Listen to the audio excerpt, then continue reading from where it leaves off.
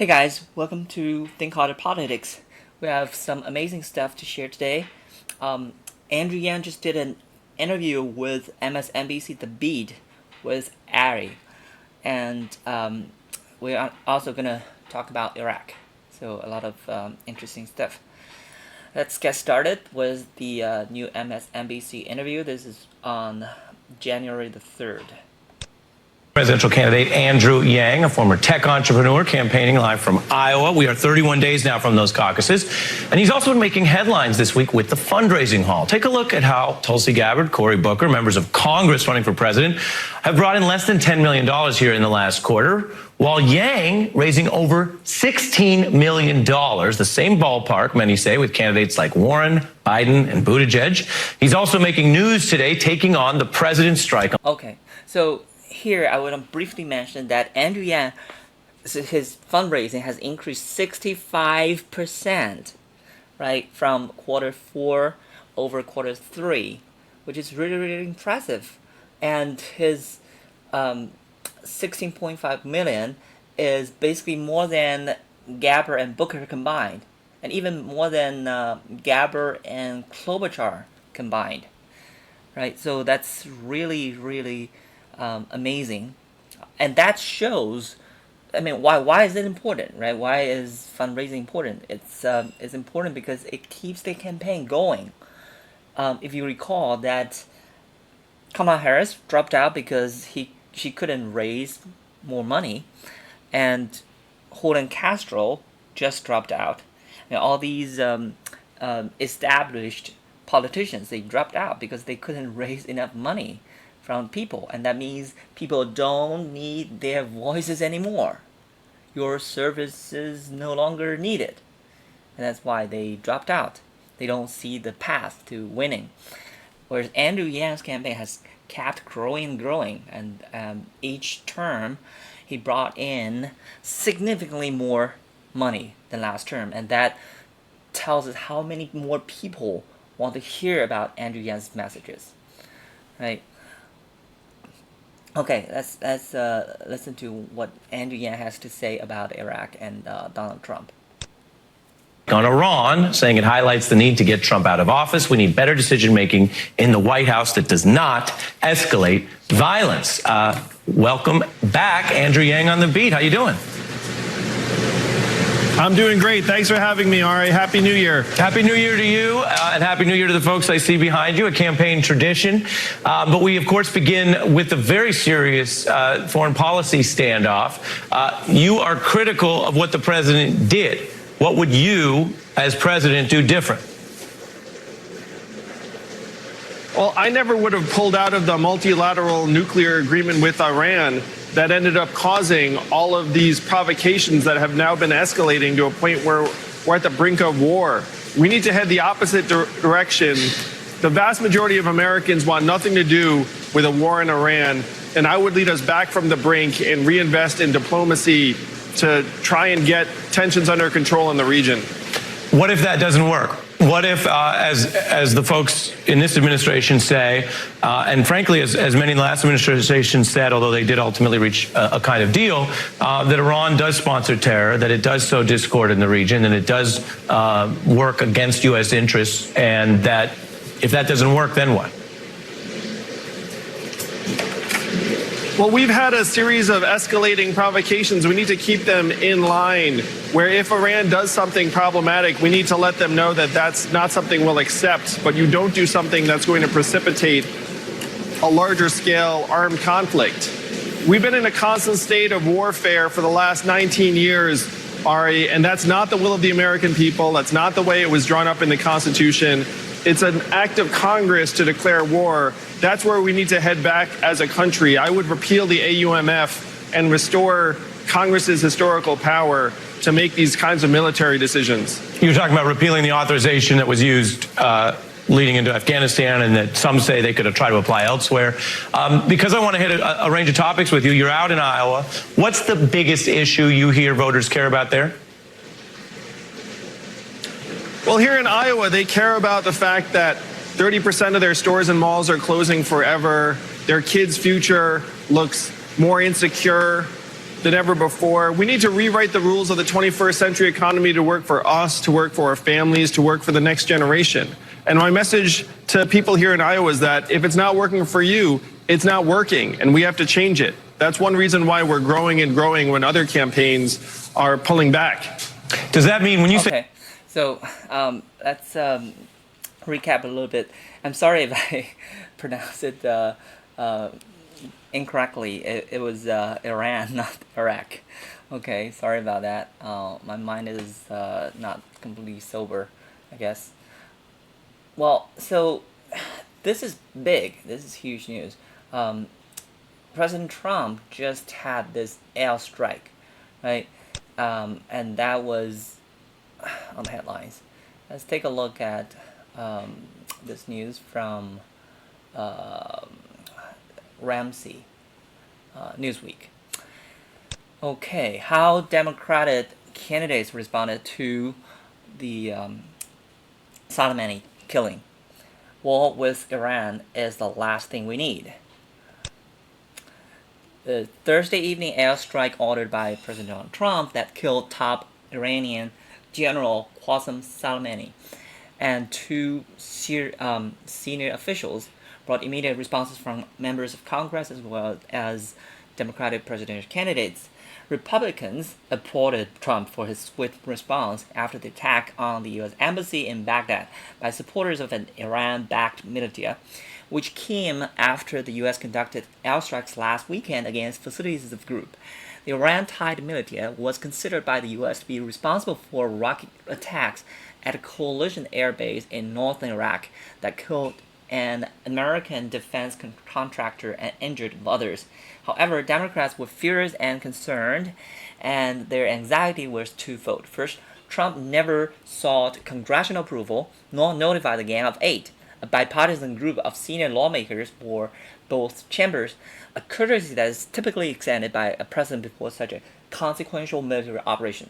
Secondly, Democrats said the severe escalation in tensions between the U.S. and Iraq could put American personnel abroad in harm's way from retaliatory attacks or worse, resulting in a new Middle East war. Iran swiftly vowed to retaliate, with its foreign minister characterizing the attack on Twitter as extremely dangerous and a foolish escalation, and the country's supreme leader warning that harsh retaliation is waiting. But the strike was crucial in order to thwart imminent threats to American lives, said the State Department, which issued a travel alert for U.S. citizens to depart Iraq immediately. The Department of Defense said Soleimani was actively developing plans to attack American diplomats and service members in Iraq and throughout the region. Here's how contenders in Democratic field who were vying to unseat Trump have responded so far.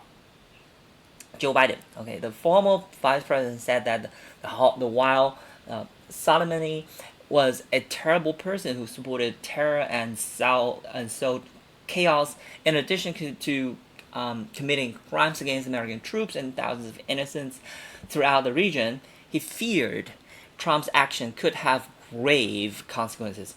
The administration statement says that its goal is to deter future attacks by Iran, but this action almost certainly will have the opposite effect, Biden said in a statement. President Trump just tossed a stick of dynamite into a tinker box.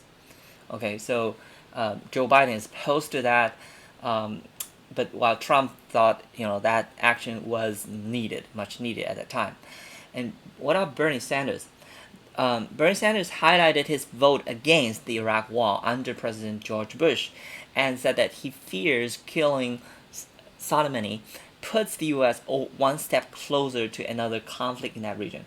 Trump's dangerous escalation brings us closer to another disastrous war in the Middle East that could cost countless lives and trillions more dollars, Sanders said in a statement on Twitter. Trump promised to end endless wars, but this action puts us on the path to another one. Elizabeth Warren branded Soleimani a murderer who was responsible for the death of thousands, including hundreds of Americans. However, like her Democratic colleagues she called Trump's decision to kill the leader a reckless move that escalates the situation with Iran and increases the likelihood of more deaths and new Middle East conflict. Right on Twitter, she added, "Our priority must be to avoid another costly war." Andrew Yang. So we just heard Andrew Yang talk about this issue. In a series of tweets, the entrepreneur vowed to end the forever wars in the Middle East region and to repeal the authorization for use of military force, AUMF. Okay, a law that was passed after the September 11th attack. Presidents since then have used the Bush-era law as the legal basis to conduct military action in the Middle East without approval from Congress. Our Constitution says that it is the power of Congress to declare war. I would repeal the AUMF and restore the historical balance between Congress and the executive branch concerning military action, Yang wrote. This decision highlights the need to get Donald Trump out of office. War with Iran is the last thing we need, and is not the will of the American people. So that's an excellent point. I mean, the point is that there's an emergent need to get Trump out of office, but who is the one who can actually beat him? We just did a statistical analysis showing that if nominated, Andrew Yang has the best chance of beating Trump. Right? It was like 73% of chance. It was higher than any other Democratic candidates, and his chance of winning presidency is actually higher. Once nominated, is actually higher than Donald Trump. And any other candidates. Tulsi Gabbard. Tulsi Gabbard went on Fox News Friday morning to voice his disapproval of the airstrike. She accused the president of violating the Constitution by not seeking congressional approval. This was very clearly an act of war by the president without any kind of authorization or declaration of war from Congress, clearly violating the Constitution, Gabbard said.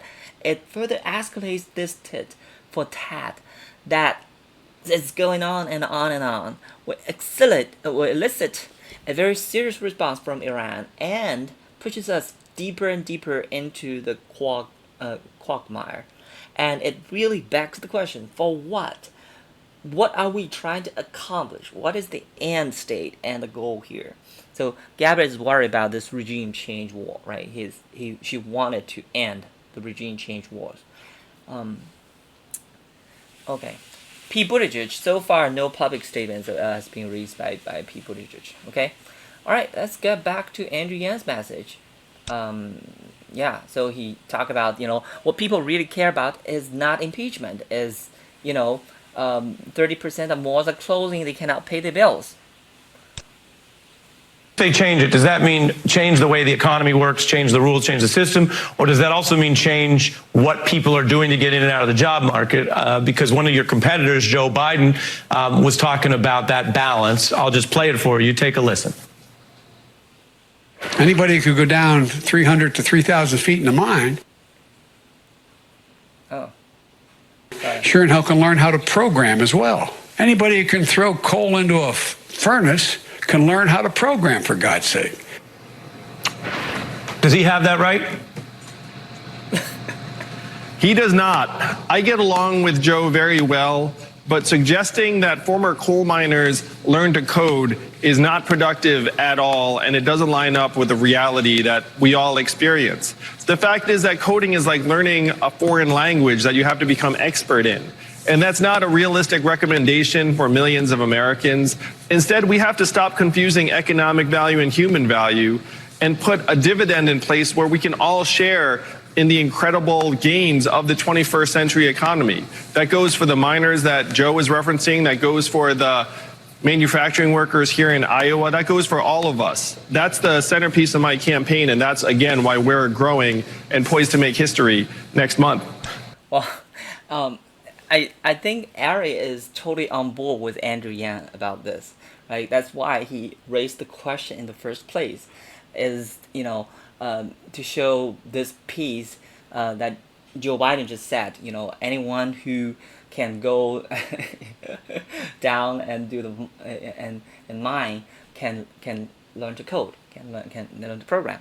So I'm not sure.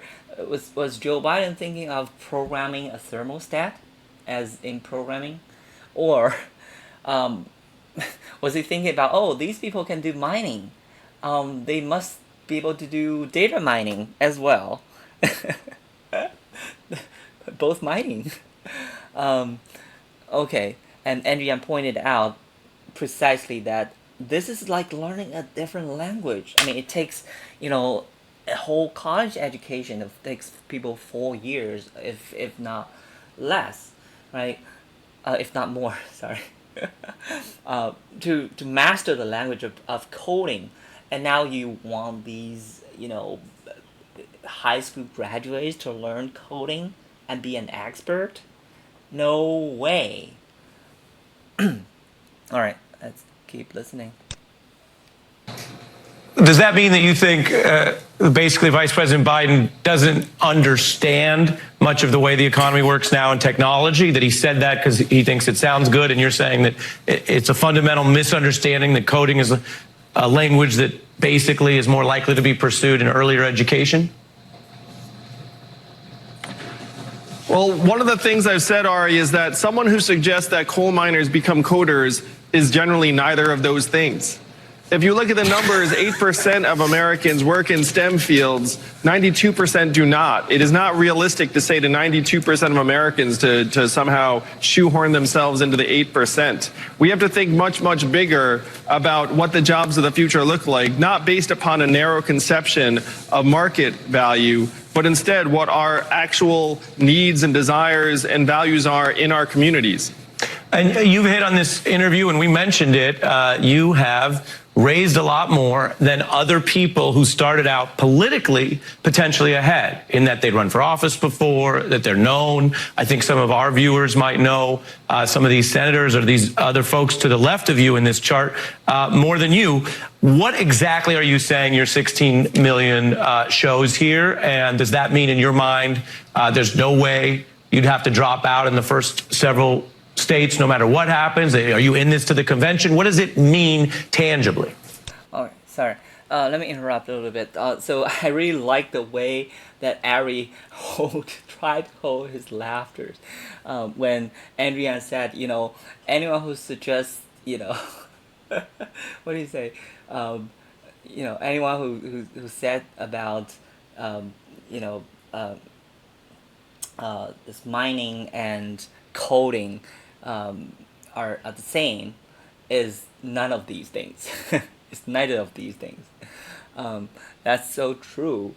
I mean, Joe Biden doesn't know what he's talking about. And I think this might be the first time that I heard Andrew Yang actually attacking another candidate, right? I mean, actually saying, well, not attacking, but, just saying, pointing out that he's wrong, right? He's completely wrong because, here are the facts.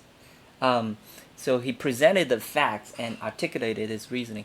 I think that's really, really good, and I'd like to see more of that aspect of Andrew Yang is using facts and numbers and attack other people. Okay, that's how you got attention, and that's how you make you way through. Okay.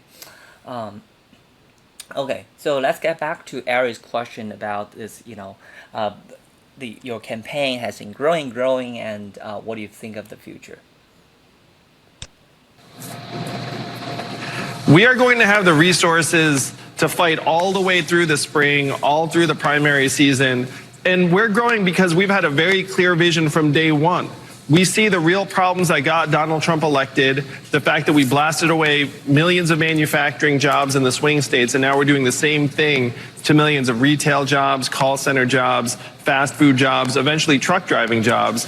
And we have real solutions that will help move the country forward. So this is why the $16.5 million is just the beginning for our campaign. Yeah. We're going to grow and grow, and we're going to peak right when the voting starts. And you know what the last question is, Andrew? You've been on this show. Okay, so that's really good. So Andrea's pointing out that the reason we have been so successful, the reason that we have been beating all the expectations, is because we're laser focusing on the disease, not just the symptom, which is Donald Trump. Right? We're dealing with the disease that caused Donald Trump to be elected in the first place, which is, we automated away 4 million manufacturing jobs, and that we're going to do the same thing to truck driving, call center jobs, and retail jobs, and on and on through the economy, right? And that's what normal people, the war against normal people, and that's what normal people care about, is how they pay the bills. Like 78% of people cannot, pay their bills, paycheck to paycheck, and 50% of people cannot come up with a $500 emergency bill. So then that's why his campaign has been gaining momentum, gaining, funds, right? Making record-breaking donations, getting these donations. And he also pointed out, this is our path to winning, right? We have the financial resources now, and that will keep us growing all the way. Before, we throw some curveballs in here, right? Sure. What is your New Year's resolution, sir? My New Year's resolution is to become president-elect of the United States of America. We already knew that about you. Do you have any other New Year's resolutions that an actual normal human would have? The other thing is to cut down on all of the snacks in the car, because I get in there and my team's really good. They have munchies there, and I've been indulging a little bit too much. What's your favorite snack? And I've worked out in Iowa. I even worked out in the Iowa caucus, if you go back far enough. There is great fried items, the crab rangoon and the fried water. Do you have a favorite fried Iowa food yet? I love the turkey legs here in Iowa. Like, the pork products are delicious, but it's not like those are waiting for me in the car. When I get in the car, it's Kind Bars, Skinny Pop, Bark Thins. But I've been indulging a little bit too much. The Kind Bar is just a fancy Snickers, but we could get into that debate some other time. We covered a lot of the serious policies, some of where your campaign is headed, and some of the lighter stuff as we try to do around here. I really appreciate your time, making time on the campaign trail, Andrew. Thank you, Ari. We'll see you soon in the new year. We're going all the way. Okay, yes, sir. Andrew Yang, thank you very much.